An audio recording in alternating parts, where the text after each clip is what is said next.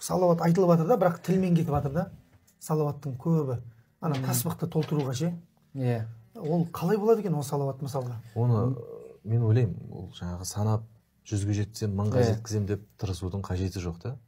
Әрине енді бір жаңағыдай бір нелерге қатысып жатпасаң, оның қатысудың өкімінде білмеймін, ажан оны қарау керек. Абдулла Масудтың бір сөзі бар. Қазір бір сәләфилер соны дұрыс түсінбей, ана күн бір видеолар шықты ғой, ана біреудің жаңағы тасбих санауға болмайды. Абдулла Масуд болмайды деп айтқан деп. Оны іздеп, сол сөздерін қарасаң, Абдулла Масуд оны неге айтты? Радиаллаху анху. Ол сахаба ғой, ғалым сахаба.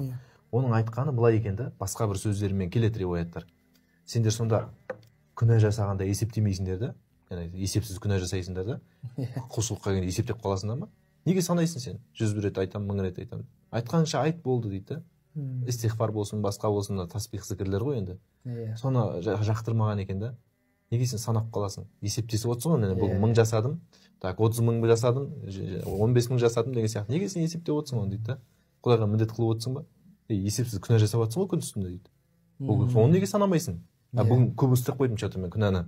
Лимит асып кетті деген сияқты. Неге сен айтпайсың күнәға келген кезде? Жоқ, сауапқа келген кезде бір міндет өткізіп жатқан сияқты оны санайсың деп сол жағынан қарап жақтырмаған екен да, Абдулла Масуд. Сол сияқты ойлаймын, бұны санап, оны адам өзіне де бір не болып қалуы мүмкін да, ойжып болып қалуы мүмкін да. Білмесең жақсы. Сол жақсы. Қанша салауат айтып жүрген, қанша истихфар айтып жүрген білмесең жақсы да. Сен біліп отырсың да, ойлашы. Мысалға біреулер бар, жаңа айтып отырмыз ғой, күніне бір салауатты айтпайды да, намаздағыдан бөлек енді. Ал сен отырсың мына жерде 40.000, 50.000 салауат айтасың.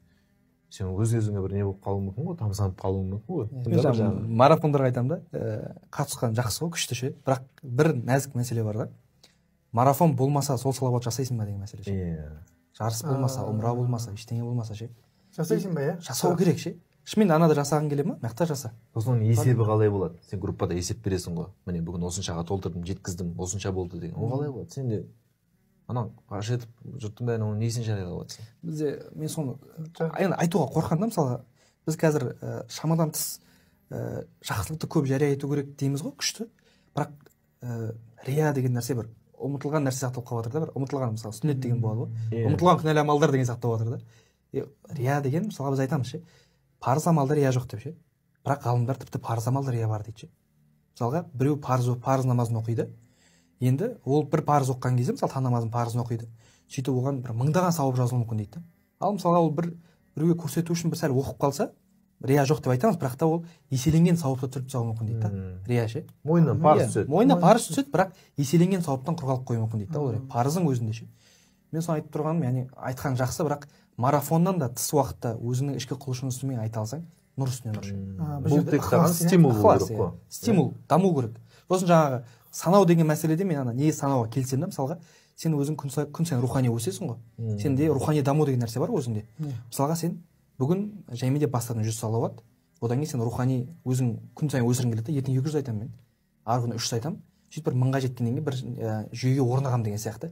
Күн сайын өзің дәрежеңді өсірудің, яғни статистикасын шығару үшін санасаң күшті да. Бір күн бір күніне ұқсамайды. Бір күн бір күніне ұқсамайды деген. Сондай сияқты бір мақсаттар болса әдемі да.